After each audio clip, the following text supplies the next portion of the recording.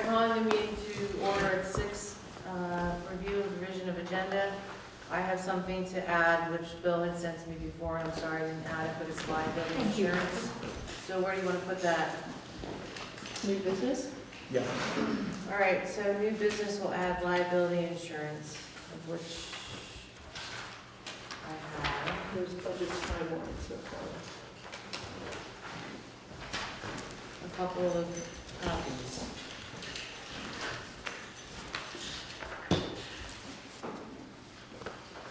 Yeah. Oh, sorry. No, it's okay. Here, actually, I'm sorry, do you want to pass me to Nikki? Bill, do you need a copy, or? Sure. So that'll be under new business? Yes. Okay, other revision? Yep, could you just ask iPhone to state their name so I can put it up on?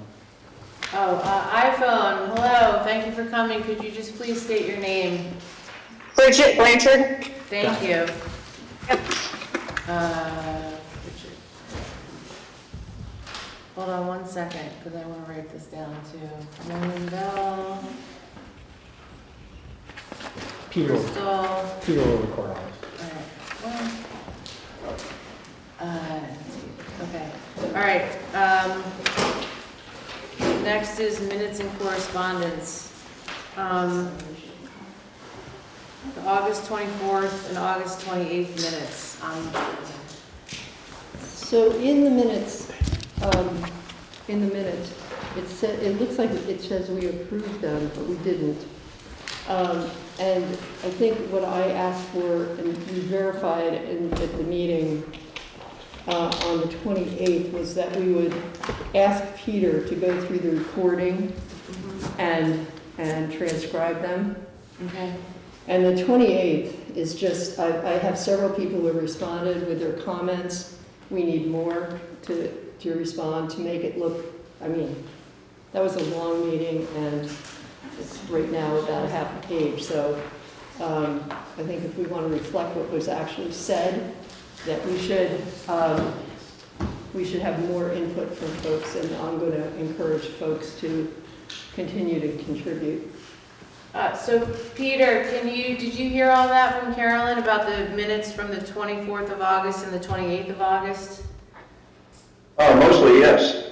Okay, so I'm assuming then we're gonna hope that you can transcribe all that, and then we'll revisit it at the next scheduled board meeting? Sure. Oh, May I make a remark? yes. Typically, during approval, boards will make corrections, which then go into the approved minutes. Anything that you want corrected or changed at that time becomes the official minutes. In the case of these meetings, they've been very difficult to transcribe for the sound. This one sounds a little better. I won't take up any more time. Okay, Carolyn, you wanted to say something? Yeah, Peter, we're not asking you to do the 28th, Oh, okay. just the 24th. And then I just received September 21st's minutes this afternoon at about 3:15, and I have not had a chance to go through them completely. Okay. So I would say that we table those till the next time, and I haven't seen anything regarding the 28th. Okay, so we'll then table those minutes. I have a couple things to add to Peter, but I can send those separately. So we'll table the minutes until the next scheduled board meeting. Correspondence. I've received a lot of correspondence. I'm just going to lay out what they are, and then we can all decide how we want to move further with them. I have received correspondence from the Windham community for school choice. I've received correspondence from Bridget Corby, a number of questions that she had that are laid out here. Thank you, Bill, for sending them. And also from Michael Pelton, which I have here. And if we need to make copies, I don't know how difficult that is. Not difficult at all, Beth. Okay, thank you. So I don't know how we want to go about that. Any suggestions? because I know we have, at the end, we have public comment opportunity, and I don't know if that's gonna fall into there, but if you wanna discuss it now, or if you wanna wait, because I think a lot of these are probably gonna weigh into public comment, but I'm happy to do whatever anybody thinks is best. Having seen all the questions, they're very specific to what the world is going to look like on November 3rd.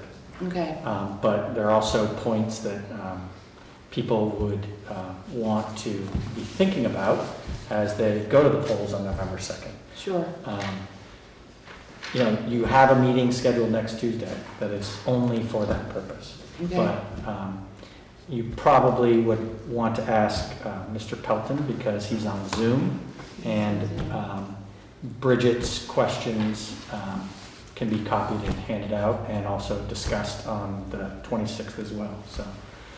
So Michael Pelton, you're on? I am. However, the boards would like to deal with the questions is up to the board. Well, Sorry, that's just a typical answer from him, like yes or no. I'm gonna be honest here, if there were a large group, here in person and on Zoom, I'd be more than happy to go over them. I'm gonna kind of leave that to you and Michael. We'll go over it next week anyway? We are, absolutely, yes, at the informational meeting, yes, we will be, yep. So then maybe- And at that time, we can actually have more printed copies for people to read. Does that sound all right, Michael? That sounds fine to me. However you want to approach it, it's fine. Okay, Could I just make an addendum? yep, Because you have Michael's questions mm-hmm, and you have people in the audience, I would at least make a copy so that they can consider them before next meeting. sure. And maybe the same thing with Bridget's questions. Is that something we could send out through Ellen McDuffie? Or, Potentially, but I think maybe I can make if copies Mickey now. can make Can we make copies copies? now. Give me what you need. Calling user number 1, could we get a name? yeah,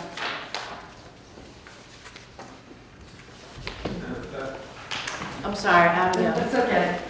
Just to kind of, and it's, again, as Michael said, it is up to the board. yeah, But given that it is absentee ballots, I'm sorry. given that people have received absentee ballots, the Yeah. sooner information could be shared on both sides. Might not be bad to then wait till it's so close. Sure, So that's just the thought to consider. yeah, no, absolutely, I agree with you. What do we want to do here? It's really, it's up to everybody. It's up, we're a board of 3, so. Well, do we want to go through the schedule, basically the agenda, and then do it under public comment opportunity? Sure, yep. I will address the letter that I received from the Windham Committee for School Choice. There are a couple things in here. One was that the revote was up to a couple of board members. That is not the case. The revote is up to 111 signatures that came through to us in a petition, no different than the petition that came to close the school from 34 petitioners. So we were merely doing our job and accepting all petitions. So I want to clarify that.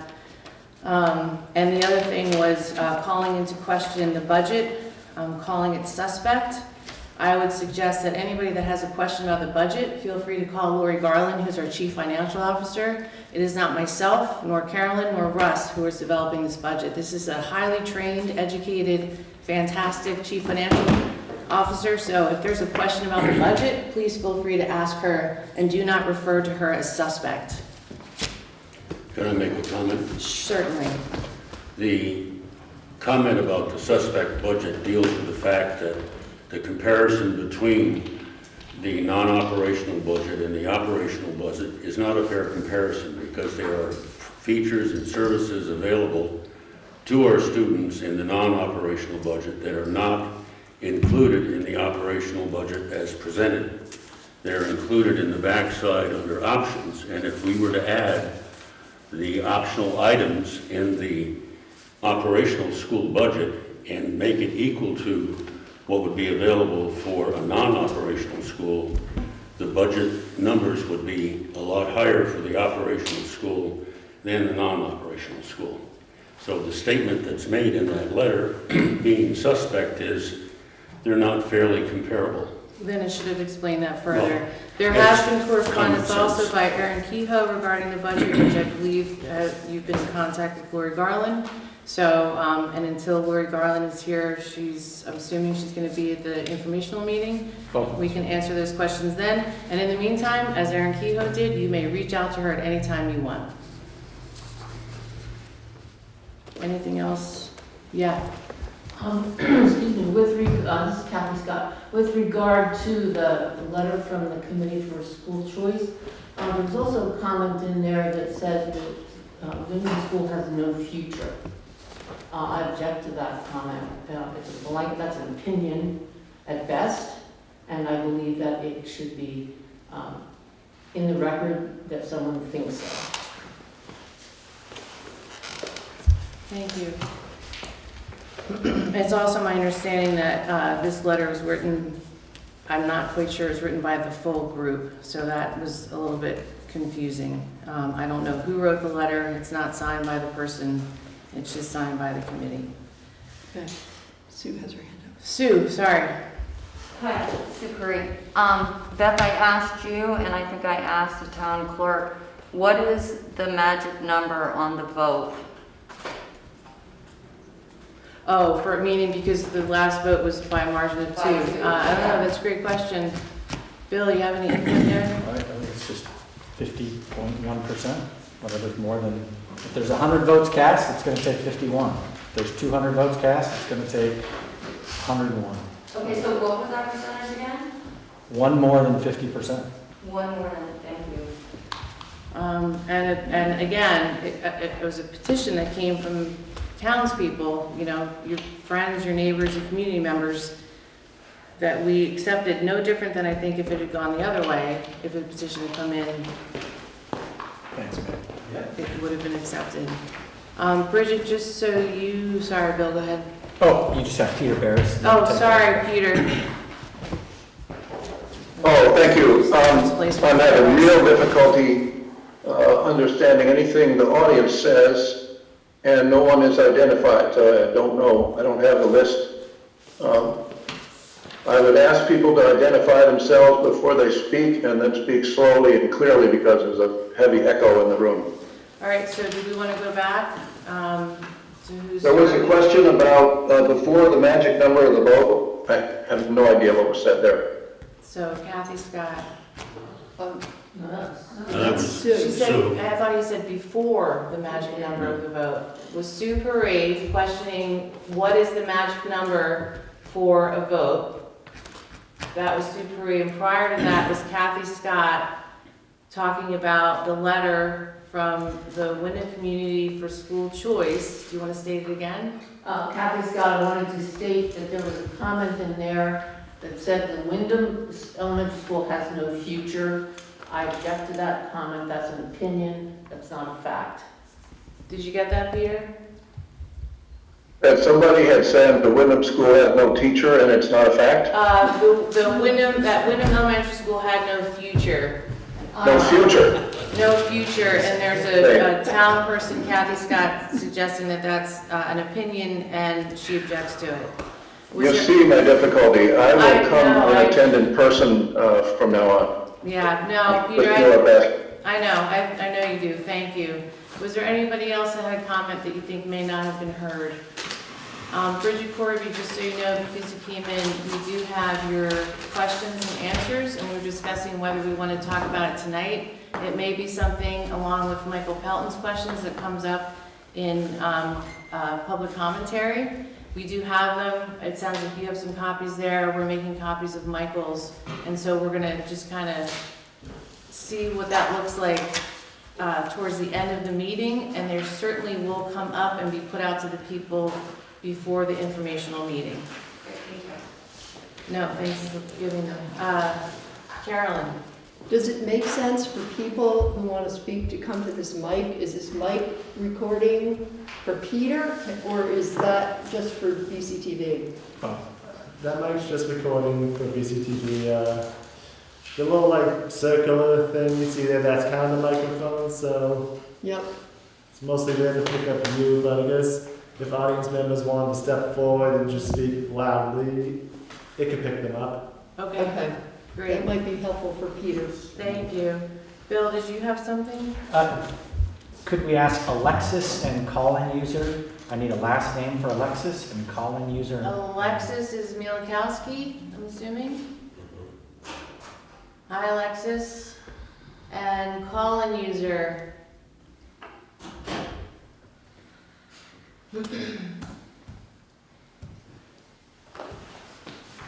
M-I-A-L. Yeah. M-I-A-L.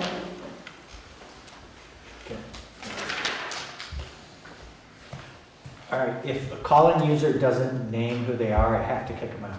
They can come back in, I just need to know their name. Call-in user 1, if you could please state who you are. We'd like to have you here, but if you can't identify yourself, unfortunately, the superintendent has to kick you out. This is all really new to me. How do They they may be on star six? phone and they need to hit that star 6. Star yeah, 6? Oh, To unmute. Yeah. oh, star 6 to unmute. Nice.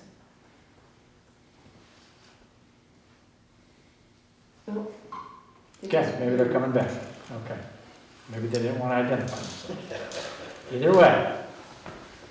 All right, next is bills and pay orders. There's only 3.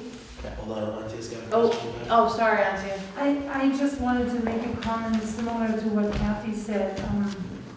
Maybe you should say your name. Oh, sorry, Auntie Rupert, sorry. I wanted to say something similar to what Kathy Scott just mentioned in terms of opinion in this letter by the Windham Committee for School Choice. They have a mention here of Windham being a substandard school, and I find that really offensive, extremely offensive, and a huge disgrace in terms of, or with regard to our very, very dedicated staff. I would like that to go on record as well, please. Peter, did you catch that? Yes. Thank you, Peter. Could you tell me who Sarah E stands for? Sarah Edelman, I believe. Edelman, thanks. Yes.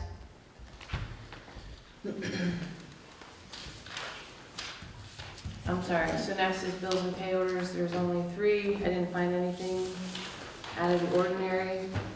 So I'll take a motion for approval of minutes, or pay orders. Oops, second it. I'll approve pay orders 10 through 12. All right, any second, any discussion? All those in favor say aye. Aye. Minutes passed, or pay orders are passed. Next is Mickey Parker-Jennings, the teaching principal.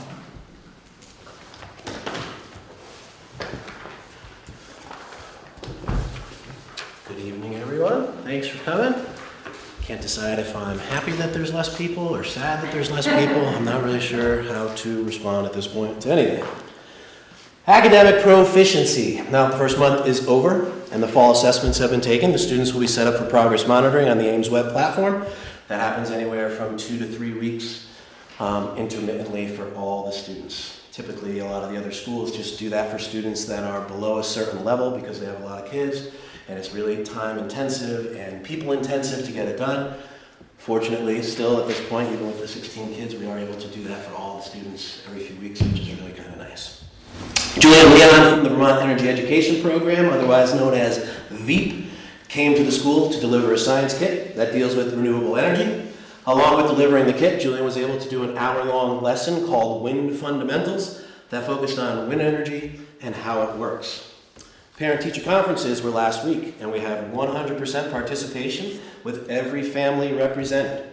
There was only one thing that I personally heard from every family in the upper grade classroom, and that is how much their children enjoy coming to school every day. Some students have even asked me if they can spend the weekend here on Fridays. Our third field trip of the year was for the upper grade students to go to the Brattleboro Museum and Arts Center. Most students had never been to a museum, so this was a great introduction to various aspects of museum etiquette. The main exhibit was titled Expedition and expressed the call to adventure that all the artists felt when doing their works. Each student was able to pick their favorite exhibit piece and then had to explain to the group why it was their favorite. Fire Prevention Day was on October 5th here at the school. The fire alarm going off, the fire trucks arriving, and some volunteer members of the Windham Fire Company coming to talk with the students about fire safety. This is a yearly event organized by Jan Wyman. Thank you, Jan. That does inspire some of the students to get more involved with fire safety when they are older. Concerns about the water in the school were brought to me last month with the request that I inform the greater community that the water in the school is safe to drink. We have the water tested regularly, as is required by the state, by Ian Schrauf from H2O Guy Environmental Services. If the water tests ever come back not meeting the requirements, we are notified immediately and have to post notices around the building and notify all the families. Some clearing out by the new playground was done last month by Michael Pelham and Eric Milkowski. The clearing allows us to better see the students when they are out by the big rock, which Michael talked about spending a lot of time at when he was younger, and provides some more great spots for hiding during hide and seek. Thank you, Michael and Eric. Additionally, Michael and his wife, Abby, present, spent time clearing the trails behind the school, adding some signs and marking the trails. The students can now, with adult supervision, walk the paths and spend time in that part of the woods, which we did a couple times this week, checking out the new signs, walking the trails. Thank you guys very much for doing that. The dirt pile remains disfigured for now, but I have been reassured by a couple of parents that it will be reshaped before the winter for sledding, so hopefully that can happen in the next few weeks. Thanks again to Greg Frost. We have replaced all 3 toilets in the school. This is a great improvement that all the staff and the students really appreciate. Back to school night was a rousing success, with almost all the families here to visit with one another, to see the classrooms and to find out a bit about what's been going on so far this year in each classroom. Parents were able to look at some corrected work, were able to try out some of the activities the students have been doing in their classrooms, and there was amazing food as well. Friday Pizza Day is back, with offers from a few parents to help with the pickup of pizza on Fridays at 11:45. We are again able to provide a free pizza lunch every Friday. Thank you to Stacy down at the West Townsend store for her willingness to do this for our students, and to Bridget Corby for delivering the past 2 weeks. Thank you, Bridget. That's all I've got. Any questions, comments, thoughts? I'd be happy. One, do you mind if we discussed this briefly, but referring to the 3 toilets, which Yep. I'm very glad that that happened. Me too. But it's my understanding that anything that falls under a line item, you do not need to ask our permission. That is your call. Awesome. So anything that goes over a line item, absolutely, that's just to protect you, but this is your place. So Thank you. you make your decisions. I appreciate that. I feel like I just need to double check everything No, at this point. I don't blame Just to be sure. I don't blame you. But thank you. I appreciate Yes. that. Peter, did you get that in the minutes, man? Yes, I should. I'm struggling. It's okay. So Is that basically, about a spending policy? yeah, it's just a spending procedure that if the principal, it doesn't overspend a line item, that he has the authority to do that. But if he is going to overspend a line item, then the board, and actually I'd love for you guys to have a quick discussion on this. Is it you empower the principal to go ahead and make the call, and then he informs you, or he can't make the call until a meeting, and you guys get permission? I prefer to not make the call until you have a meeting and give me permission. That's fine. So in the future, if Mickey has a question, he will come to the board and we'll go from there. Thank you. Okay. Good. Just want that in the minutes. Thanks, Peter. All right, Thank Peter, you. are you good? Because Bill's gonna go next, but I want to give you a minute. We're good. All right, Bill. Oh, Sarah's got a question. Oh, Sarah, sorry. No question. I just think it's super cool that the opportunity for the kids for Friday pizza even exists, because I remember growing up that Friday pizza terribly sucked. So the fact that these kids have super awesome pizza for free every Friday is super awesome. And I just wanted to give you guys kudos for that opportunity for them. Thank you. Thank you. All right, Bill.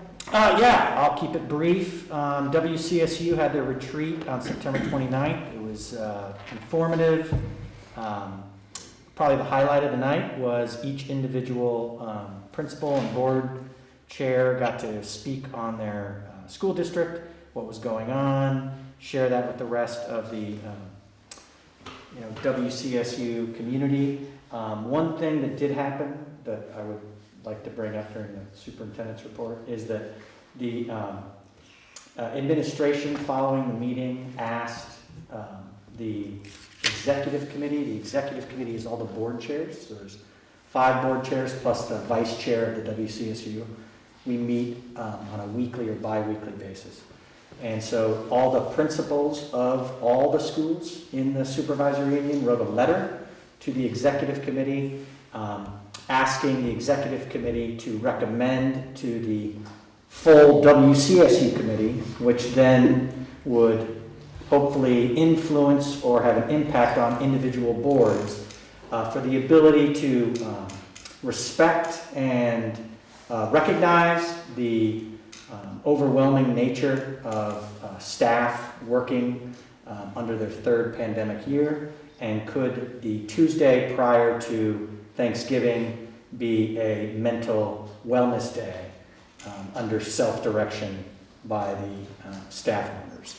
And so the executive committee unanimously voted to recommend that to the WCSU committee, which will happen on October 27th, but that only controls the WCSU employees. Each individual board will have to decide if they want to do that. Last night at the River Valleys meeting, the board unanimously approved the recommendation from the executive committee, and all employees from River Valleys will have Tuesday as a mental health wellness day. So that is something for the board to consider. You can consider it now, you can do it later, but I just wanted to inform you that was an outcome of that retreat. All the principals got together, had a conversation about how challenging this year has been and how they can support their colleagues, and they wrote a very thoughtful letter, and so I just wanted to bring that to you. If you guys want to bring it up, I would bring it up in new business. And then the weighting study is still ongoing. It's really getting into the pre-sausage making, I would say. So the task force is meeting on a regular basis. They canceled their public testimony for tomorrow to allow the joint fiscal office to run some more financial scenarios. I was contacted by the committee because I'm a superintendent of 5 different kinds of school organizations to testify. So I was planning to do that tomorrow, but I don't know when that will happen again. But they have to have a report by December 15th. So the work is getting really tight. They're down to less than 60 days. There are voices on both sides. So it'll be very interesting to see how that plays out. And then just we're in the beginning of budget season, and so our business office is very, very busy. Just as a side note. Okay. And you have a question on Zoom. Oh, sorry. I don't know. Crystal. Crystal. So it's not really a question, it's more of a comment. I think we should just take all Thanksgiving week off.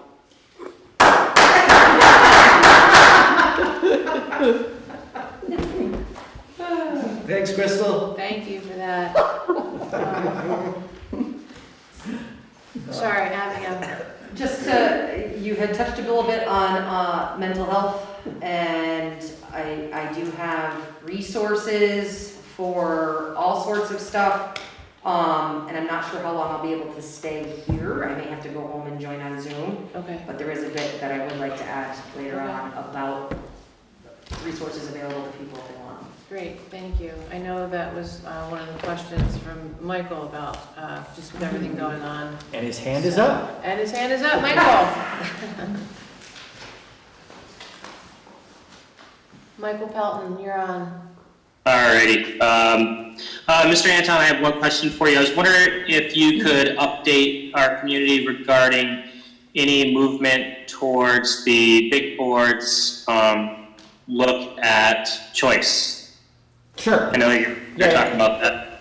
So I was asked to present on October 27th or September 29th what a possible WCSU school choice intra-district program would look like. The board received the information and decided to discuss it at a later date. Just for your information and the community's information, I modeled it after our current public high school choice, which has minimums and maximums built in because there's no money that exchanges. And I did it at a 10 and 20%, so it would be within the board's power to decide if something like this ever happened. It would be in the individual district board's power to decide between 10 and 20% students they would receive and 10 and 20% of students they would let out. So for example, if a school had 100 students, the board would decide we're going to let 10 kids go and we'll receive 20, or we're going to let 20 kids go and we'll receive 10. But the board is far, far away from coming to any kind of agreement on that. That was the first salvo for them to start thinking about it. It is not on their agenda for October 27th, and their 3 agendas after that are all based on the budget. So the next time that they would probably discuss it would be in mid-December or in January. Hopefully that was helpful. Thank you. You bet. I had just 2 questions. One was as far as the weighting study and people being able to share their voice, do you have We do not have a new date. When the new date comes, I will share with all the board chairs and count on you to distribute that out.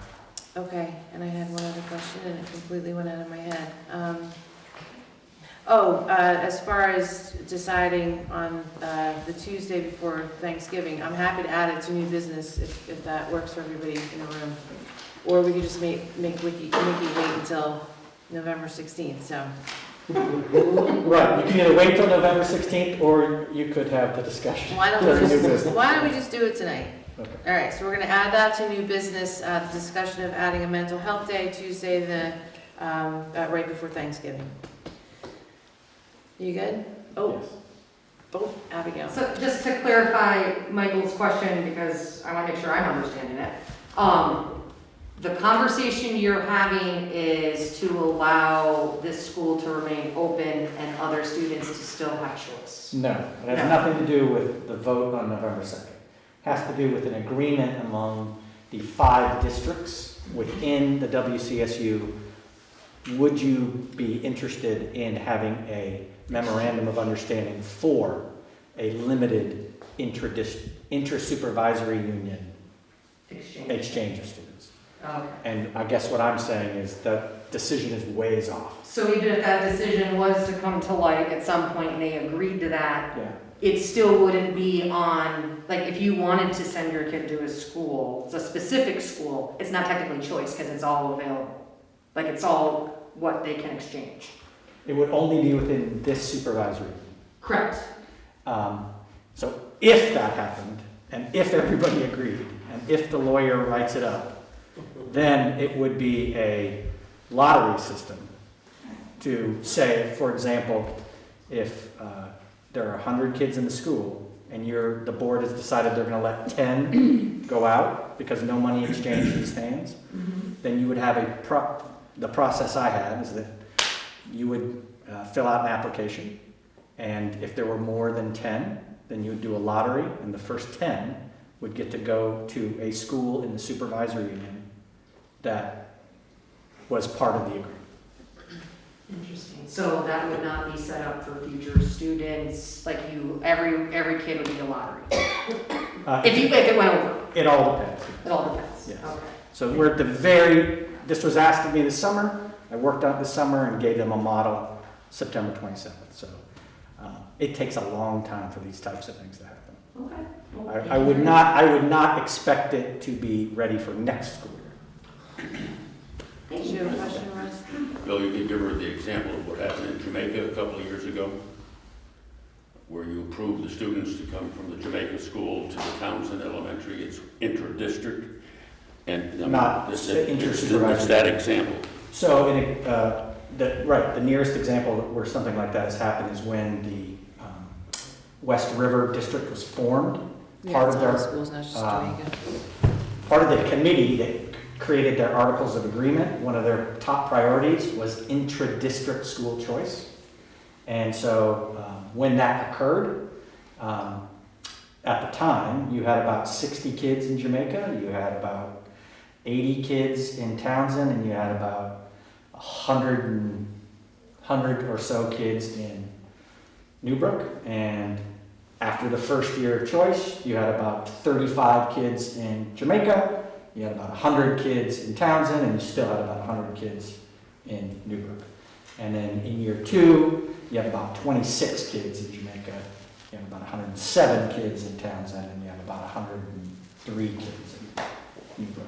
So that experience did help me think about how the board might want to consider minimums and maximums, because that system does not have minimums and maximums. It just has, if you apply and there's space, you can go. And was that problematic? It just shifts up.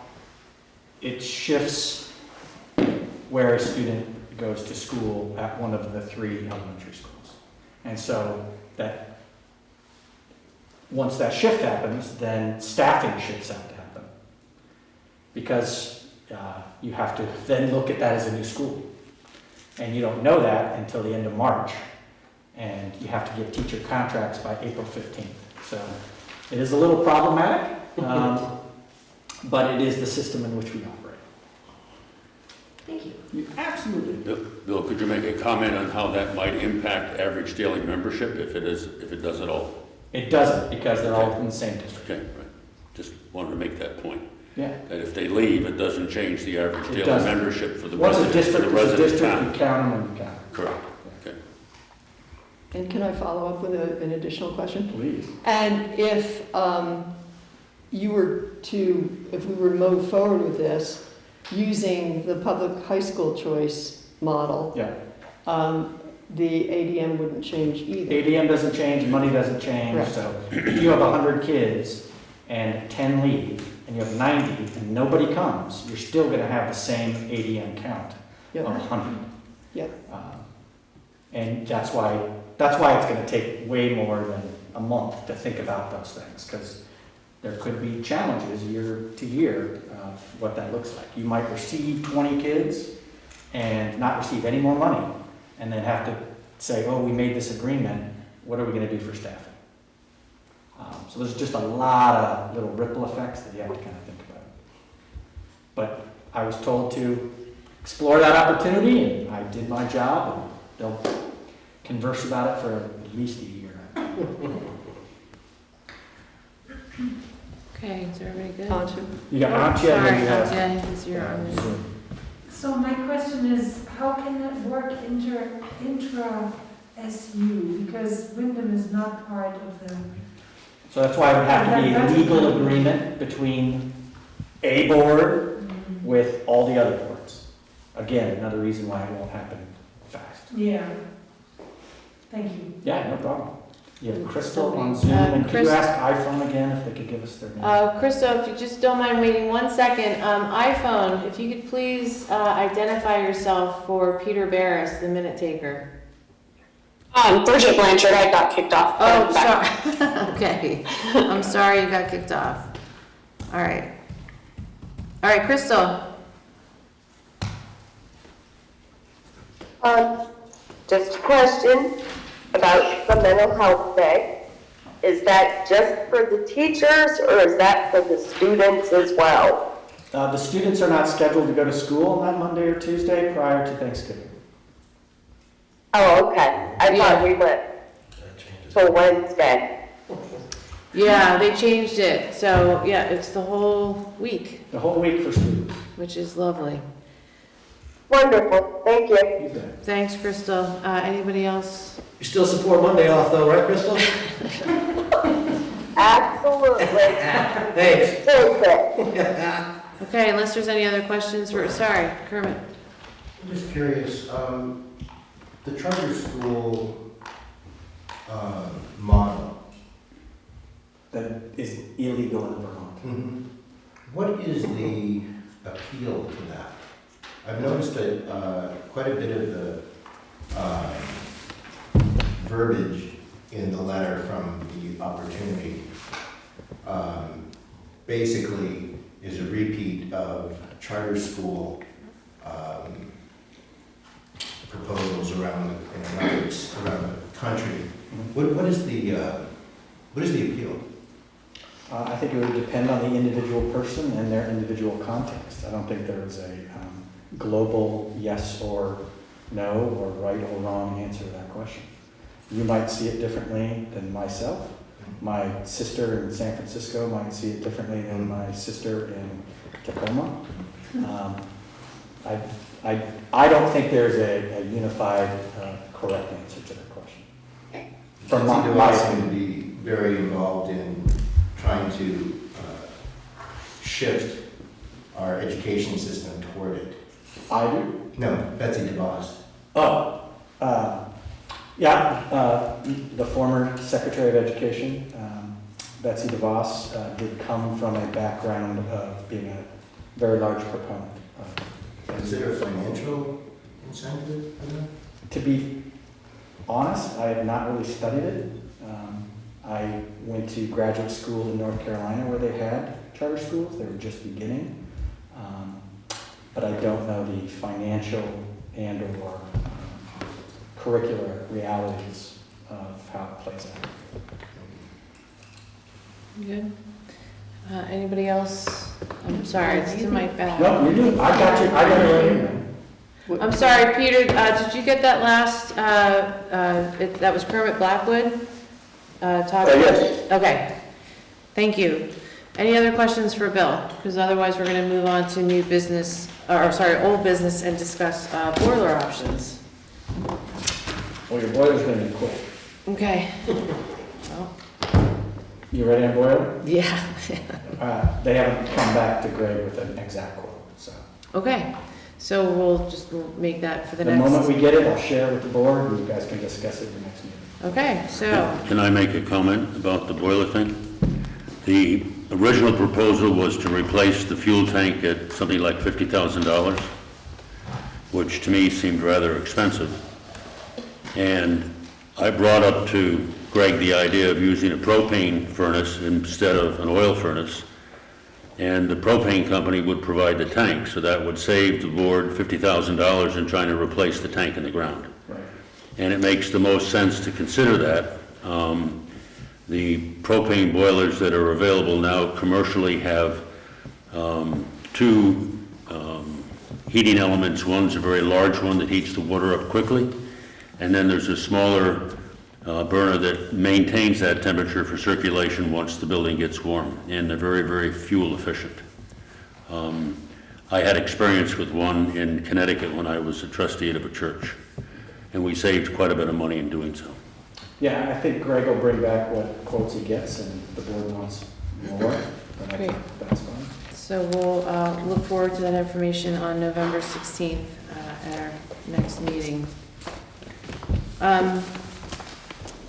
Great, so that's it under old business. Sorry, Abigail. No, it's fine, I'm sorry. I'm trying to look at my notes and, no. So, it's Abby Record, Peter, Abby Pillman. So, when that decision comes in with the how much and what, so we discuss it on the 16th, because it's gonna start getting cold. If we have issues, how quickly would it take to affect that, like get it in and working? It would depend on your vendor. I mean, the board would have to authorize the money, and by the 16th, you should have your options ready. You guys should be able to make a decision, and that would happen as fast as possible. But yeah, I couldn't give you an idea. So it would be like, just to make sure when we have the meeting on the 16th, that it would be pick an option and then we'd be able to move forward and make arrangements to like get it going. No, it's a very good point. Perfect. Awesome, go team. Thank you. Go ahead. I think that I'm all for that, but I think it's going to also depend on the outcome of the vote. Right. Because I don't necessarily want to spend a lot of money on a boiler for a school that's going to close. True. Yep, We should know more by the 16th, right? we should. Yeah. We can definitely make a decision. Okay, is everybody good so far? On to new business, budget timeline, Superintendent Bill Anton. Yeah, so you have before you a document, just, we do this every year, just to give you guys A, context of all the budgets that Lori will be building, and then B, the timeline for you guys. So on the 16th, I believe, if I read that correctly, that should be the first, so after November 2nd, Lori will bring on the 16th your basic beginning budget. You know, these are the things that exist year over year. Depending on the outcome of the vote on the 2nd, the 16th discussion will be about building your budget based on the structure you have and what investments the board will be recommending to the town to do. So the 16th is going to be, you know, a night. You're going to talk about your boiler. You're going to talk about what are you going to build for the operation that you want to do. There's many things that you'll want to talk about in either path. Russ?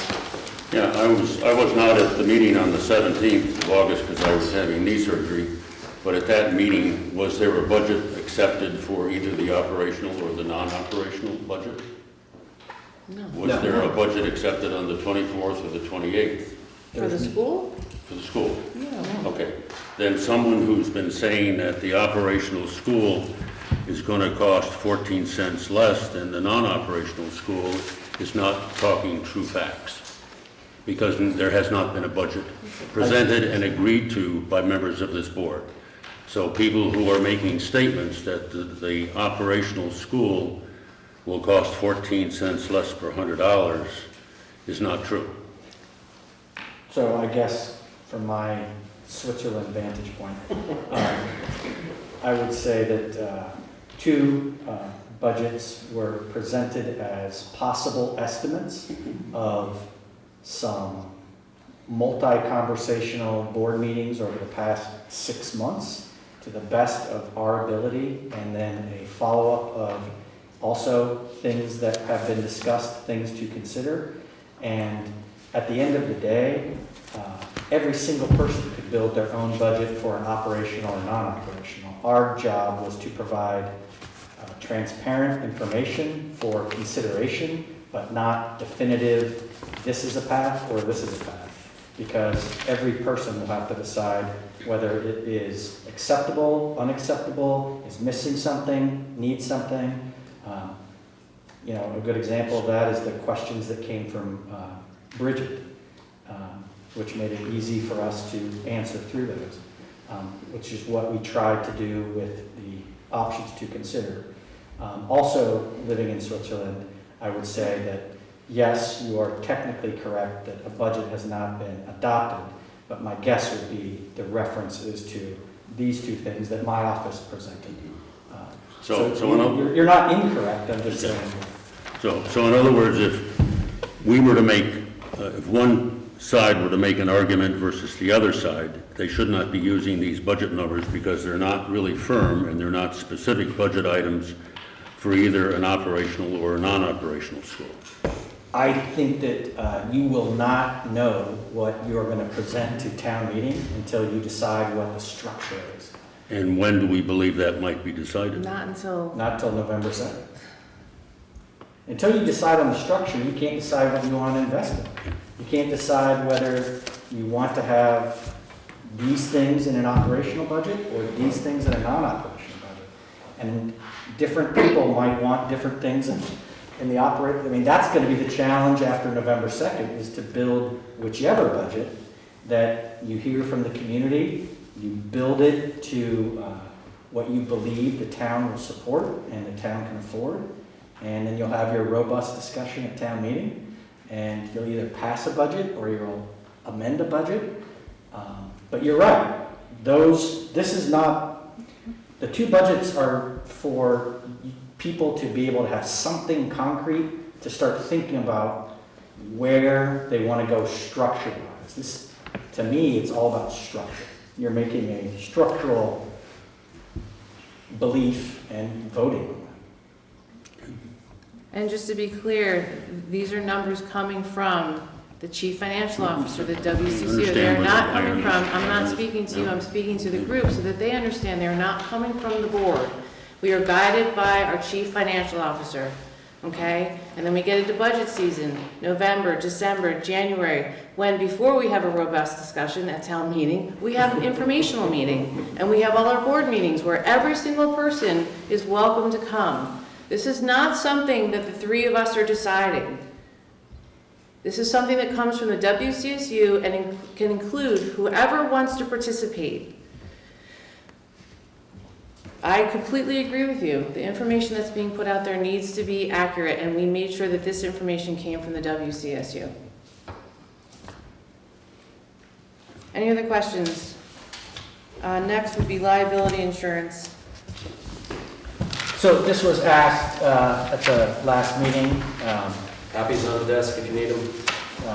So we contacted our insurance trust and asked the questions that were presented. So if you have students that will be traveling to an outside vendor, example, Farm Museum, for an hour or so, do we need to have liability insurance? Answer, your existing liability coverages will be sufficient for those types of field trips. Question, do we need to have a waiver for the parents to sign for the students to attend? Answer, we recommend at least a signed permission slip from parents for any field trip. It doesn't have to have a waiver in there for standard trips. Usually if there's an activity that's going on to be a little more risky is when we suggest including some of that language. See page 2 for guidance for risky, and we can send this out. Who wants to see it? Question, is the vendor also required to have liability insurance? Yes, they absolutely should. Depending on the activity you will be participating in, you may want to request a certificate of insurance from them. Question? Yes. Kathy Scott, does the VLCT waiver policy impact school decisions on insurance for vendors? No, they're different providers. VLTC has their vendor and program, and the Vermont School Board's Insurance Trust has theirs. Okay. Does the Vermont School Board Insurance Trust provide waivers for uninsured vendors? That question was not asked for me to ask, but if the board would like me to ask that, I could ask that. I would appreciate knowing. All right, there you go. There's your answer. All right, so board, what question do you want me to ask the Vermont School Board's Insurance Trust? Want to state your question again? The VLCT for municipalities provides a waiver of insurance form for a vendor to sign, absolving them of liability when working on the premises of the town. If your insurance, I forgot who you said it was, in education, I wanted to know if they have a similar waiver program. Okay, I will ask that question and get the answer to the board. Great. Anybody else on liability insurance? Anybody on Zoom, just know that we do have copies, which I'm sure we could figure out a way to send out, but I just read the first page, and the second page is an example of what that might look like. We're all good there? All right, so next, on to Mental Health Day, for the Tuesday before Thanksgiving for our staff. So the Monday of Thanksgiving is a Teacher Professional Development Day organized by the WCSU. It is the 4th year in a series of literacy instruction for our professional staff. And so that is not up for consideration, but just to give you context. Tuesday is a building-based day that is under the direction of the principal. So that is why when the principals discussed and talked about the day, they landed on Tuesday. Just context for the board. Well, I would certainly be more than happy to accept a motion to provide a mental health day for our staff. I know how much I love when the kids are home and getting a break, so I would imagine the staff feels the same way. Anyone want to make that motion? I'll make that motion. Can I get a second? Second. Any discussion? All right, all those in favor say aye. Aye. Aye. You got your day.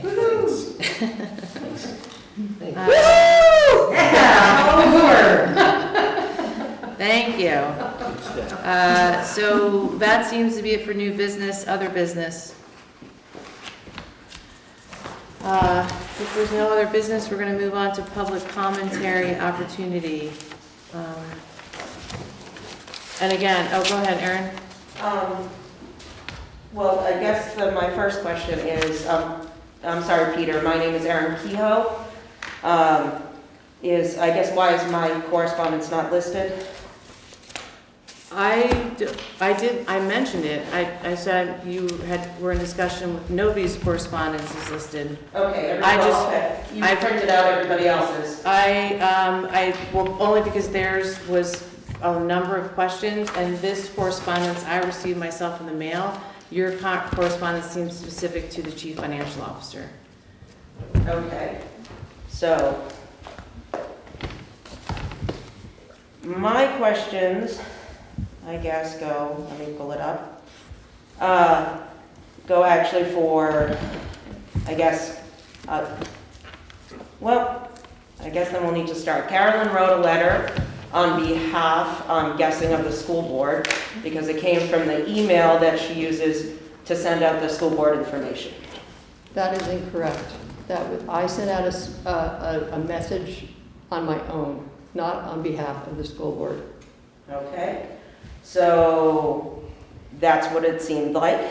And so with that, she had mentioned tax rates and regarding the response to that letter. So it's very hard to make a definitive, split of, are you a citizen, or are you the school board member when you send out those emails? So we do not know as the general public. When it comes from me and So, my name is on with it, that, that's from me. I responded, as you said, with the operational school budget considerations with the taxes that were going to be lower than the non-operational one. So with that, I had a conversation with Lori, actually the day before even you sent out your letter. So things were missing from the budget that needed to be clarified for an operational. Line items such as food service to make it comparable. The food service equipment line was in there, but the food supplies itself was not mentioned into the budget. Supplies for art, supplies for other courses that were listed under the considerations line from Lori's assumptions budget were not in there. So little things, but money does add up. And also with that, on the non-operational side, there was a line hold place for 5 phantom students. So that equaled about $80,000. So with that $80,000, that should not be budgeted into 1 year. That should have an accrual basis over the next 3 to 5 years in reality. Because you don't know what's going to happen. You don't know how to budget for that. You don't know if you're going to have students that are going to drop off or gain. So right now we're doing an ADM for 19 students. And with the budget already going over, that actually brings the taxes lower for the non-operational budget versus the operational budget. So that's things that you need to kind of put out there for the public as well. So if you take out those 5 phantom students, take out that $80,000, add in the line items for food service and any supplies for any operationals that to make the school equitable or equivalent to what the other parents want, that's going to go up. Maybe not significantly, but maybe you throw in another $15,000 to $20,000 onto that budget, because that's what it might add out to be per student for food, etc. So for the non-operational budget, it would be cheaper. So then you have to throw in, and I think Bill might be able to explain, and Lori told me to ask the board to figure out more about the threshold for the penalty, for if that was to be let go of for the state's COVID hold, about what that would look like. Because next year, next year, Bill, I believe that would go back into play. So for this overspending from the we'll just call it $19,000 for this conversation, because right now we're at about 20 something, we'd be in a penalty box. And the town and the school system would have to pay more money back because there would be a penalty on top of everything. But that's something that's never mentioned here. So if we want to be fair, honest, and share the facts, let's share those facts. Let's make sure everybody understands how that system works. Do you want me to respond? What? Do you want me to talk? Go for it. So the excess spending threshold was on moratorium for FY22 and for FY23. So that means the budget that will be presented to the town of Windham in March will not have an excess spending threshold. By not having it for 2 years, we don't know what it would be in 24 if it exists. So we can't make that prediction. You are correct that it was not an indefinite, it was a 2-year moratorium, but we can't predict what that would be, so that's why we didn't include it. And then the second thing I would say is on the operational assumptions and the non-operational assumptions, these were built on what currently exists for operational and taking that exact data for non-operational. So when you mention the 5 additional students, that's only in excess assumptions. That's not built into the cake. No, yes, but that was the number that was being put out there by Carolyn in her letter. Oh, okay. I just wanted. So that, yes, Right. yes, so. That's part so of if we want to just talk, like if you want to have a food program, that would add to an operational. Correct. If you want to have a reserve fund for students, that would be in addition to the non-operation. I just wanted to clarify. I just want to be clear, the 5 students you're talking about, is that, I mean, that was clarified by the WCSU, and because that was one of Bridget Corby's questions, was the projection. So that was in the assumptions on the line item side on the non-operational, because I don't have that with me, for 5 phantom students to, if there were an influx of children to come in here to be choiced out. Bill, I'll let you answer that. I'm looking at the incoming students that they're projecting. So I'll try to be real clear. So when we built these assumption budgets, we took what is exactly happening in Windham right now and then mimicked all that data as best we could into a non-operational. Then we recorded all the things that people talked about they want for non-operational and they want for operational to the best of our ability.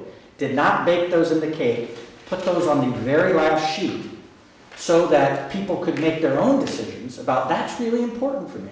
I absolutely want to make sure that we have a food program, or I absolutely want to make sure that we are budgeting for extra students that come. We couldn't make that individual decision for everybody. So all we could do was make the core of what currently exists and make the equivalent of that. So what Aaron is rightfully pointing out is that it is very common in non-operational districts to consider that students may enroll, may move, may leave, and you have to think about, do you want to plan for that? Or do you want to just receive that on a daily basis? And she's also correct that the total is 27 cents if it was done in 1 year. But if you wanted to do 1.67, 1.67, 1.67, then it would be 9 cents a year. But again, going back to my earlier point, those are the decisions that are going to be made after November 2nd. And so it's really, really hard to take the assumptions and make declarations. And I know that it's very important for people, but it's really important to know that these are just assumptions, and really all these decisions are going to be made after November 2nd, based on input from the community and what the board decides to present. I apologize for being here. No, you're fine. There's a lot of information out there, and a lot of people not putting the right information out there and saying these are going to be the tax rates if we add this, or if we take away this. But there are also those assumptions of even the ADM freeze or the penalty freeze, where that could come back into play. Absolutely. Most likely, from what I'm understanding, from what I hear from the state, that it most likely will. So those then, again, will be penalties added on top of our budget because we have the excess spending already. If the excess spending If it exists in FY24, yes, and whatever budget, operational or non-operational, goes above that line, we pay. and there would be no considerations for the operational budget to exemptions, no exemptions for the operational budget to have those let go, but there may be exemptions for the non-operational budget to have those penalties let go. Actually, it's not the penalty let go, it's cost against the penalty. Okay. And they're very narrow, and it depends on how you, depends on if you get a budget approved on March 7th, and then a kid moves in on March 8th. And there's a time frame Exactly. allowed for that too. So if they come in December, that may not, that doesn't even count. Exactly. I deal with this with Stratton all the time. Yes, and so Those, the budgeting thing. So a lot of people don't understand that down the road, there could be more turmoil than not. But we don't know that. That's correct. Because those are all assumptions on every budget. Yes. So everything should be laid out equally, not pick and choose and cherry pick, is what I'm trying to say. So I would just say that what has been prepared for the board and what has been shared with the community is not cherry picked, because it has the opportunity in the back to cherry pick yourself. What do you believe in? And the operational and non-operational are based on the same data that could possibly be the same when you're looking at two separate operations. So this was presented to the board, and the board has provided this community. So as a board, I would say the board has provided the information that was presented to them by my office. I stand by it. I think it is equitable. I think it is transparent. But I also believe that you can cherry pick the back and decide for yourself what's important for you, and that's your decision. I don't think there's any absolutes. I also Hold on a have second, Erin still has the floor. one other statement. In the past, months, I've kept being told, I have a choice. I have a choice to send my children elsewhere. You're right, I do. I could reach into my pockets, I could get a loan, I could get another mortgage on my house. Could totally do that. But when everyone here tells me to do that, I would like you all to know that if I pull my child out of this school, it lowers the ADM for this school. And then we'll put more penalty threshold spending onto Windham. So it'll be more of a penalty if I pull my child out. So when you guys all tell me to leave, move, get out of town, think about your tax dollars. I'm done. I'm sorry, hold on. It was Russ and then Kathy Scott, and then let me just very quickly say, I'm sorry if that's happening. I don't want to hear that that's happening. I'll tell you what, I'm really happy I'm not on Facebook. If we're not able to speak to one another in a way to say those things face to face, then they shouldn't be said at all, and I'm sorry. So Let's try and be better, people. And if I were anybody in this room, unless you're sharing pictures of your kids on Facebook, I'd stay off of it until we get through November 2nd. And I say that with just a lot of experience, witnessing some things that happen that are pretty despicable. So, Russ. I just wanted to add, from what I've read, if you have school choice in a district and you adopt the budget in March and students move in between March and the beginning of the school year in September, the town has to pay their tuition, and that increased cost goes into your total budget for the year and increases your chances for a penalty. If someone moves into town after the school year begins in September, then that additional tuition that you still have to pay is not counted in the calculation to determine your excess spending limit. It depends upon when they move in and start school, determines whether it's included in the penalty calculation or not. And I had asked Lori, when she was doing this, to put in 5 additional students because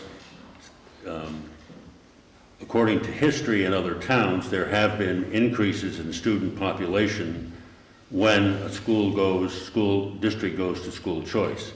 And it's that time period between the time we announce if we get school choice until the beginning of the school year. Any students that come in during that period go into the calculation to determine our excess spending. Okay? Are you good with that? Kathy Scott was next. Sorry, Kathy Scott, Bridget Corby, Abigail. Getting ready to go home, it's past my bedtime, but on my way out, I would just like to say, I use the same personal email to write about the school. I don't think it makes any difference whether Caroline uses her personal email or not, any more than I think, Aaron, you have every right to have your name on the letter for the Committee for School Choice and make comment that letter, not you, but that letter making comments that are assumptions and not facts. And I think we have to come together as a community and stop doing that. Stop doing that. Stop criticizing one another. Stop taking each other out, particularly on Facebook. It's not necessary. Well, I'm going to bed. Thank you, Kathy Scott.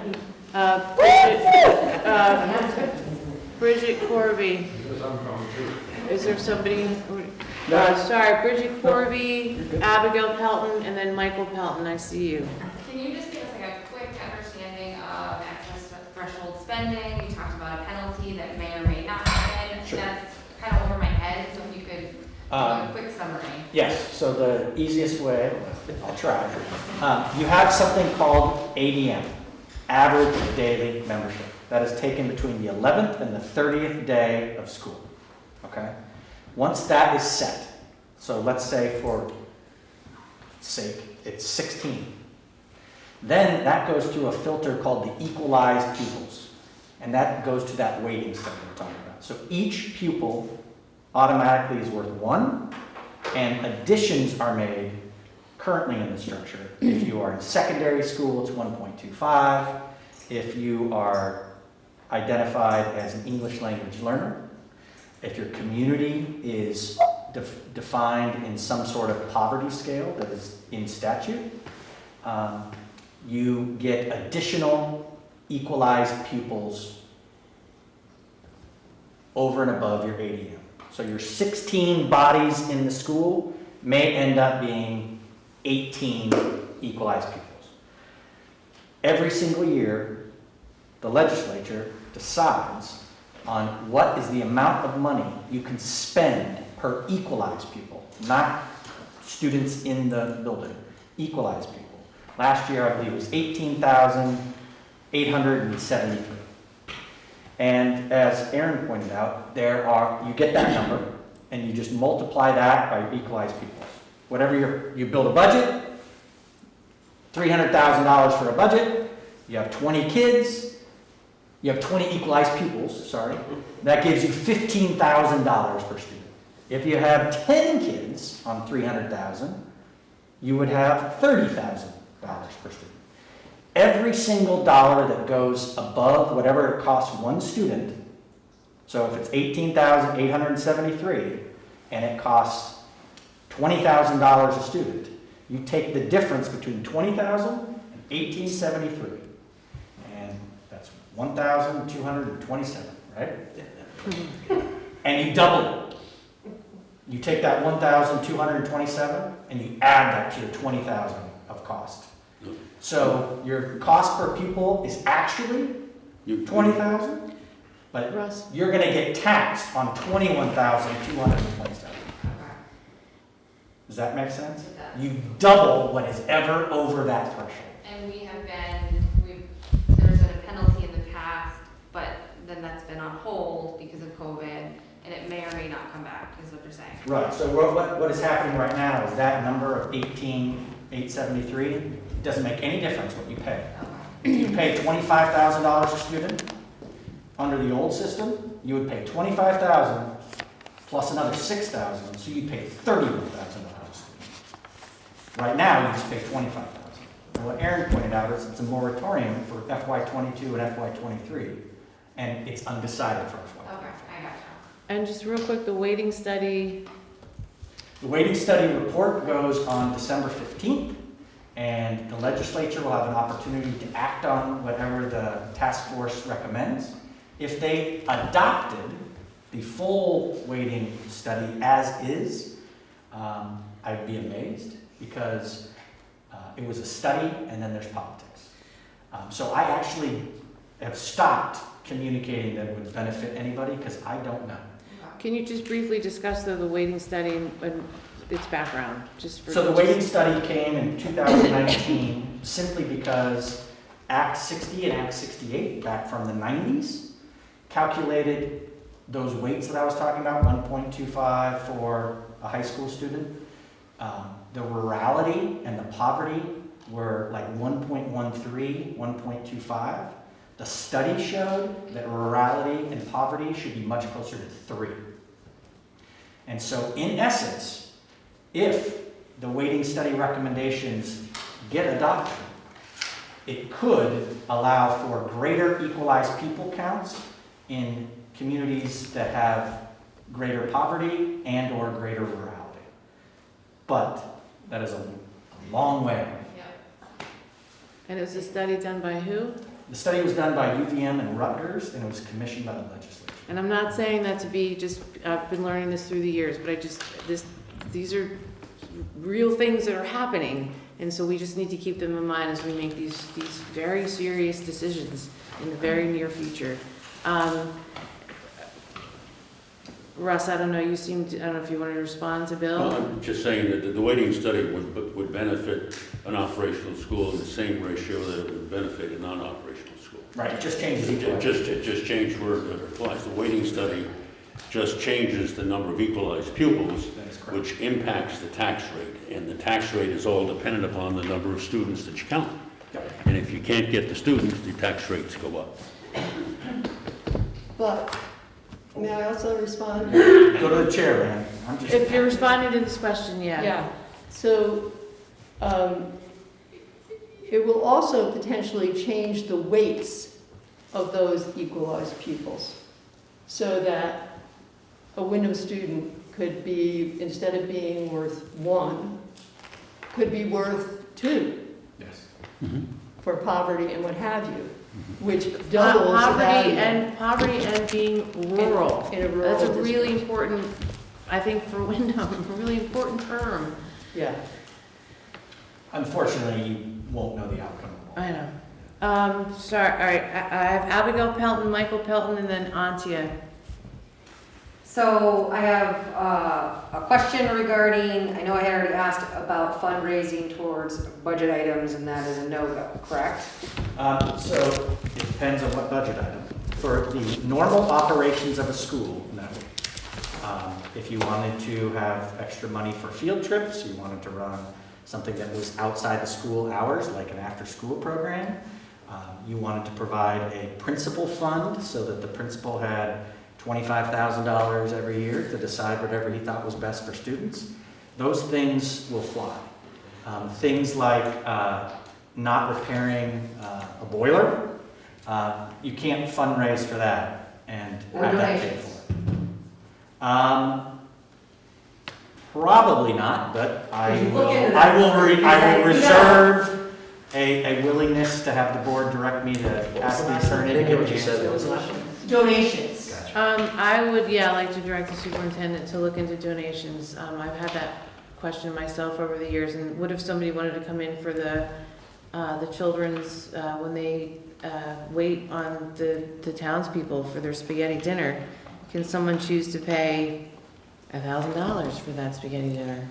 That would be fine if they want to pay for that. So, but otherwise looking into But what you couldn't do is take that money and buy the curriculum textbooks Sure. that are required to teach the educational quality. Can't go to the budget line item. But the boiler, the floor, things like that, if community members got together and raised money and then made a donation, I would have to check on that. please look into that. So then, real quick, that was just my question. Yep. I'm gonna make a comment on the mental health, and then I gotta get home to my babies because I haven't seen them yet today. So I work with a lot of people who constantly are in crisis. That's just what I do for my job. And I have been working with a really amazing team of people. His name is Dr. Robert Dwars. I had a conversation with him this morning and let him know I was going to be talking about this today. So he's a brain guy. He's a neuropsychologist, and his team does amazing work. I was introduced to him with clients of mine that had traumatic brain injuries, and these individuals went from pretty much living in assisted living facilities to being able to be on their own, employed, living and doing things that was never expected to have happened. Staying sober, doing just amazing. So when I gave the doctor feedback saying, you guys are awesome, I was told that they don't just work with people with traumatic brain injuries, that it's actually their brain people, and they work with people who've had trauma. And I was like, really? Because that's everyone. Everyone has trauma. And if you're here on Zoom or in the room and you haven't, consider yourself very blessed.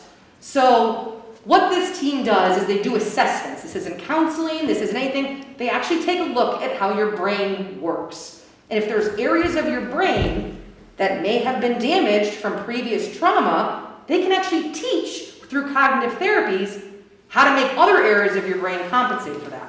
Fascinating stuff. I'm not a brain person, but they're amazing. So I have been just like giving this guy's name out everywhere. My family's doing this. Like I've personally done these assessments. There's no personal information that is relayed. It's literally like, how can you connect the numbers and how can you do these different tasks? And that gives them data on how your brain's working. Given how our community has been struggling with the divisiveness and challenging behaviors that some of our community members have been exhibiting, I just want people to know that people behave ways because they probably got some stuff going on. This is a really traumatic time for everyone, and if people are interested in receiving any of those services that can work with current treatment providers, encourage you to, if you need counseling, excuse me, reach out to get counseling. They can help guide that process. They're starting a DBT group in Bennington, which that's for some severe trauma that's happened with that. But there's all sorts of stuff. If people are interested, please reach out to me. I will hook you up with these guys. They're amazing. So just wanted to throw that out there, and that hope everyone can work on being kind and being nice. And there are a lot of people in this community that want to do fundraising. Okay. So, for various things. So no matter how this goes, when that question gets asked, we will make donations if that has to happen. So I will spend the board's money to see what I can find out. awesome. Thank you guys all very much. I'm going to use that in your toilet before I leave. Thanks, Abby. Have a good night. Thanks, Abby. Michael Pelton.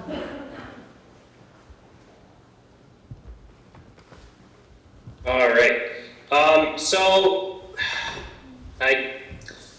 We're going through some hard times in the community, and regardless of the way things turn out, we've been through all kind of hoopla. Our children have been through a lot. The families and parents and citizens of our town have been through a lot. And I think it's really important that we start looking at ways to bring our community together. One of the ways that I would propose to do it would be to with the school would be to get our children involved. And the way I say that, or the way I think about that, is looking at things like the Foxfire Project. I'm not sure if anybody's familiar with that, but it was basically a college study years and years ago. It has since morphed into a huge fund that is doing some pretty amazing things in Appalachia. So I'd like to have the board consider looking at a similar project maybe with our kids. It brings our kids to a point where they can kind of look at the history of the town. They can interview current residents. They can look at the past residents that have lived here and think about the way our community is changing, has changed in the past, and think about what our community can be in the future. So that's really all I have to say. I'd like the board to kind of take a look at that, think about maybe ways we can approach that. I'm sure the principal has some ideas maybe he can work on too, but that's my thought. Thank you. Thank you, Michael. Real quick, Abby, I just want to say I do have your questions here. I'm looking at Foxfire, and I think it would be beneficial to send out these questions, Bridget Corby's questions, as much as we can. Erin, if you can put your questions out to the community as quickly as possible, and we can talk after the meeting about how that might happen. Abigail. Just real quick, because I forgot to mention it, because I had to run Yeah. over there. But the people that I were talking about, Dr. Robert Doors and his team, also do assessments with children. How I forget to miss this part. So if anyone's feeling that, regardless of how the vote's been going and affecting kids, it's been through COVID. I mean, our kids have really been through a lot. And that if there's concerns on any types of learning disabilities or trauma that may have happened to children, it's like a full wraparound service. They deal with individuals, kids, everything, you name it, and they're awesome. So Can you spell? I have a pamphlet in my car, but I will get you my email, or if Erin has my email, and I will, anybody interested, please, they're amazing. Can you just spell Dr. Doors' name? So it's Dr. Robert, D-U-W-O-R-S, and it's neuroscience group. You can Google them. They're better at brain people than they are at websites, I think, but it's still, they're still pretty amazing. I can't say enough good stuff about them. Thank you. So, awesome. Thank you all. Have a good night. Thank you. Antia. Thank you, Auntie Rupert, Peter. I just wanted to get back to the budget and the penalty that you mentioned before. I was involved with the school board for about 10 years or more. Pre-COVID, there was only one incident or one budget meeting, one town meeting, where I had to ask the town to approve a budget that would have let our students over the penalty threshold over the course of 10 years. So I just want to make sure that that's on the record, that the board, during that time, and it was Carolyn, Beth, and myself, always worked incredibly diligently and in cooperation with the SU, with the CFO, and with the superintendent to present a fiscally responsible budget. And I also want to point out one more time, with the superintendent present, that there is no way we ever made ourselves guilty of not providing the best possible education to the children in this town. If ever there had been such doubt, we would have been notified and we would have been prompted to make any kind of changes. So I just want to make sure that that you know about that and that it's on record. Thank you. Thank you. Were you able to get that, Peter? No, I'll have to try the transcript, but it's very, very difficult. Okay, So right. just so you guys know, Bill's. he great. takes the minutes. Okay, I do the Zoom, Peter does BCTV. Okay. We give it all to Peter. Great. So he can hear the Zoom, he can watch the BCTV while he produces them. great, thank you. I'd have to mention that, I'm not a stenographer. Okay. I almost never quote people directly. I try to stick with what they meant to say. And I know just with the masks, it's difficult. Kermit. Yeah, I noticed on the website, and I'm sure that everyone is far too busy to be messing with the website. there wasn't any mention of the history of the school.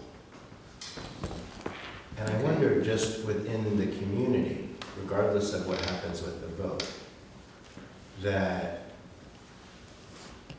we, there's many people who have been here a lot longer than I, obviously, that are from families. I'm getting some, this one right here.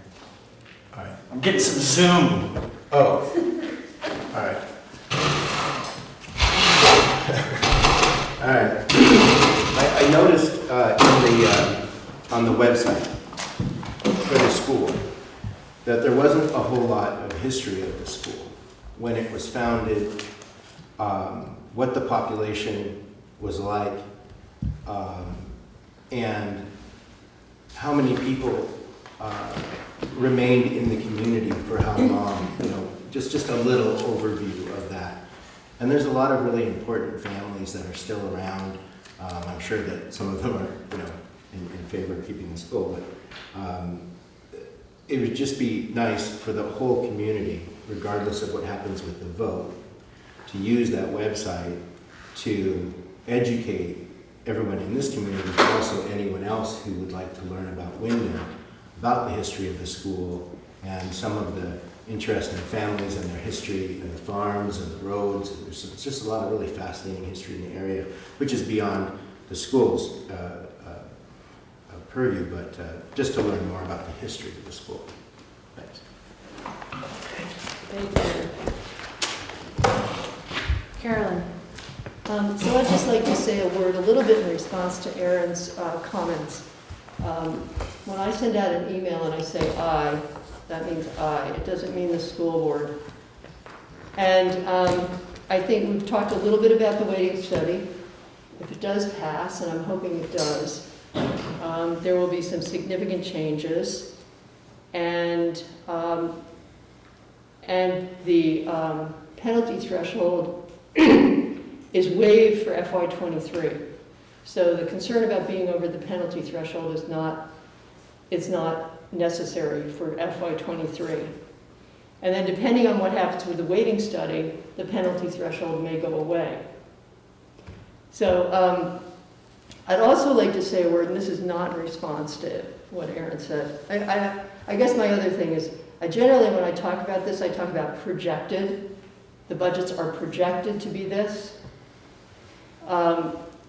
based on the WCSU assumptions and comparison.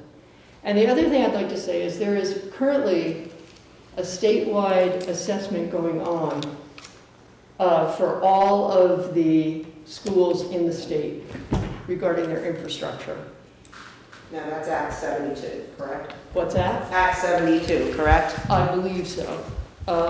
There are a lot of numbers that go to act this and act that, and so I believe that's correct.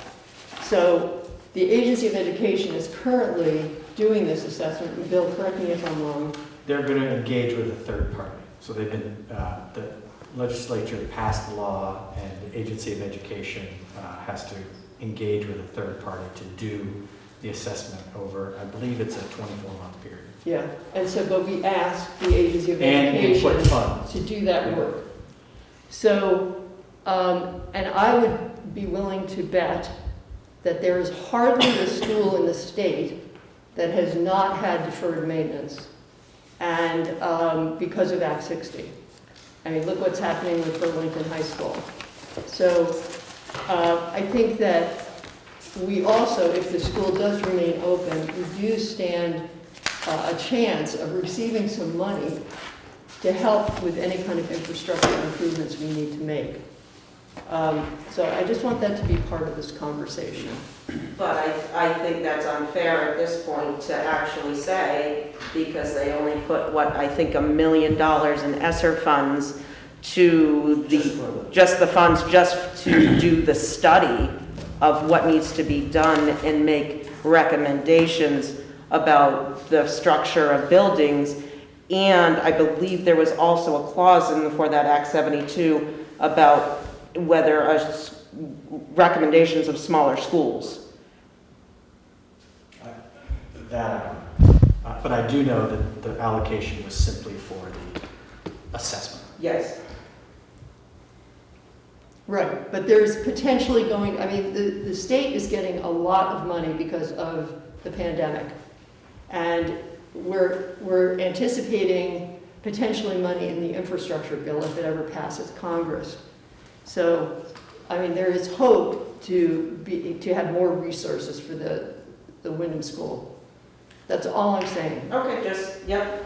So it's unknown, just like the threshold, or the penalty, or the funds. Well, So everything's unknown. Well, the threshold, we know, is not going to be there for FY23. I know that's not going to be there for FY23, but the following year. And we will see.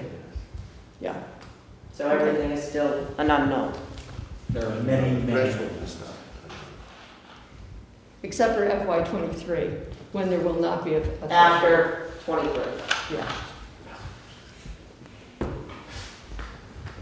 Okay, that's all I wanted to say. Okay, I just want to touch base with Bridget Corby and Michael Pelton about these questions. And Erin, if you have questions, these are the ones that I received that I was able to go through. Go ahead. So I, just first of all, thank you to everyone involved in answering the questions, and you'll have to pass on a thank you to Greg. He had some really insightful answers, which I appreciate. I'm fine if we don't go over this tonight, because I'm also not sure if it's good or bad that it's a small group like Vicky. And I think that the point of why I did it was I just think there's a lot of misinformation and a lot of understandable emotions on both sides. And when I kind of got involved in this, it was what's the best thing for my kids, and I guess I just underestimated some personal conflict in town, and so I think the conversation has gotten really far away from it. So that was really the point of this, and I think the folks on Zoom seeing the names and folks in the room, I don't think necessarily would benefit the same way some of our voters who aren't involved in the school would benefit from that. So I'm hoping the informational meeting will have a bigger crowd so that we can kind of dig in a little bit more, because I think that would be helpful. It'd be great if some community members could see some of the answers to the questions, but I don't think we need to go. One question was the projections on pre-K numbers. Does Windham go by September 1st or January 1st when they go by the statute. Which is January 1st, okay. But it was recently pointed out to me that in the handbook, it's back from 2016, still says September 1st. Okay, so I was just kind of curious, my own guessing as to who those kids are, just by knowing the community. I again, thank you for putting it together, and I'm happy to kind of push the conversation to a later date.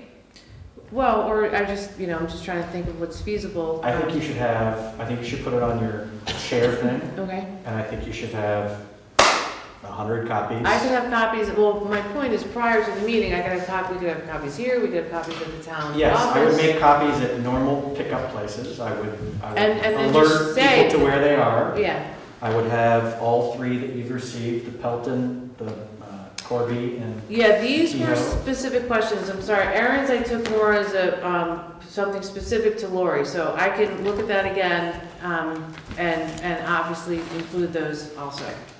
And then I would have this is just what I got that has the answers somewhat to them, Aaron. Just so you know, I'm happy to add yours also to what we put out there.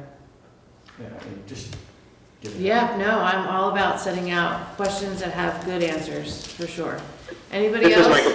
This is Michael Pelton. Can I ask a Oh, question? yes, Michael, certainly. So there's a couple of things on the questions that I asked that Mr. Anton responded back to, that he indicated that the board can decide to look into this. Would it be possible for the board to, I don't know if you need to do that tonight or if that can happen at some other later date, but there are a couple of things that clearly might be helpful for the informational meeting, but there are also several things that are sort of unrelated to that. And I don't know when the best time or venue is, but I think like the Foxfire thing, I think there's some things that we can do that would help our kids, regardless of whether the school is open pass this year or not. Okay. Also, I'm just looking right here at coordination. Our town could and should organize and provide services such as after-school program to the school via community organization as these other towns have. Perhaps we have tried or not communicating these needs effectively. Is there something that the board can do to lead this effort? The response to that was the board could, but these are usually parent administration projects. I'm not gonna, I am more than happy to try and help in any way I can. I can say, my time here as a parent, you showed up. That's what you did. You did the cross-country ski program. You coached soccer if you had to. You did the hot lunch program. Childcare, I provided at my house, actually. But we have made those efforts in the past, and yes, I think we have an amazing staff and a great little community that those things can happen. I guess what I would say to you, no different than I'm not gonna tell Mickey if he can buy 3 toilets. If he finds it in the line item, do it. I'm not gonna tell anybody in this room whether you can or cannot form some organization. Actually, no, I will. Yeah, do it. I'm all for it. I am 100% behind you. Do it. That one I can answer. And yes, the board would be extremely supportive as best we can. And I think the fundraising question by Abigail Pelton was amazing because I think could that potentially help with things like that? I will ask that question. Okay. Can an elementary school have an down? That'll probably be part of it. There's some serious laws of Act 60 and Act 68 of like not allowing the town to plow because that should be a school expense, not a municipal expense. There's a lot of gray area that people are willing to engage in and other people are not. So I will get the legal answer, I'll give it to the board, and I'll let the elected officials decide what they want to do. So, Michael, a lot of these things, I just want to say, look like parent organized. I feel like you're talking about a parent-teacher group, which, again, we would be more than happy. We'd love. I mean, we're here for anybody that wants to show up at board meetings. But that's whatever you want to do. And that you don't need to ask us for that. That's not our job. Our job is to set the budget, I think, hire the superintendent, which thankfully we've done. And Actually, you don't hire me. And do we weigh in on it, or You get to have a vote we have to for have the a vote. WCSU board. And set policies that come down from the WCSU. Policy money. Policy money, that's all we do. Everything else you can do, and you can absolutely ask us to be here and be supportive. So, Michael, anything else on these that you want to talk about specifically on your questions? Otherwise, what we're going to do is put it out to as many people as we can through email at the town office, just having copies around for people to pick up. Sounds good. You have a question from Sarah? Sarah. Beth, I just heard you briefly mention a PTG group, and I was wondering if there was a PTG for Windham Elementary. Sarah, I'm gonna let Mr. PJ answer that. Maybe you heard my cackle when you asked that question. There was a parent-teacher group, and it fell apart because the people could not work together. And I heard from multiple parents how much they hate the other parents, and it all fell apart, and it's never come back again since. That was many years ago. That really makes my heart sad because it sounds like a bunch of adults bickering in a room versus the children being the main focus. Sounds familiar. Sarah, I'm just wondering because before David and I left Andover, I was super participatory in the Chester PTG, and it's like we made a lot of really great choices and we had a lot of fundraising and it was a really great experience. So it's like, I'm just wondering, I guess, if it would be possible for another PTG to evolve maybe on November 3rd, once we find out the next vote, like if us as adults can get it together enough for our children for that this. That would be great, for sure. That's a really good question. And again, my memory is suspect, but if I recall correctly, one of the things that came out of that group, and maybe it was entirely Dan Riley on his own, if you're watching Dan, thank you again, was all the cross-country ski equipment that we have. All those skis and poles and boots came to us, I believe, either through the PTG or through Dan Riley specifically, working to get that to happen. So there was some good that came out of it before it fell apart.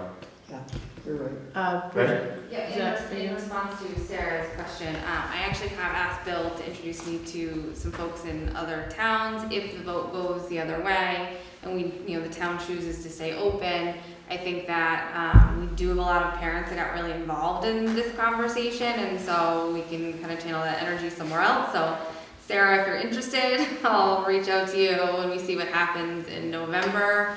And hopefully, to Mickey's point, the parents not getting along, we're seeing a lot of that right now, and hopefully that we can kind of carve a different path next time. That would be great. I think hopefully that's the one takeaway we can get from this whole issue, is that hopefully we're learning to behave a little bit better towards one another. Because I think we can all agree that we love Windham. So, anything else? Otherwise, I think we've successfully gotten through our agenda. All right, otherwise, we have our informational meeting next Tuesday at 6. I will not be available. Is Lori gonna be here? No, she's not, by the way. I'm kidding. We're gonna have some comedy in here. Come on! That's not funny. No, my pen was very close to leaving my hand. So November 26th, we will be, we'll have our chief financial officer here. We will not have our superintendent, but as always. Oh, no, I will be here. Oh, you are. We're talking about you.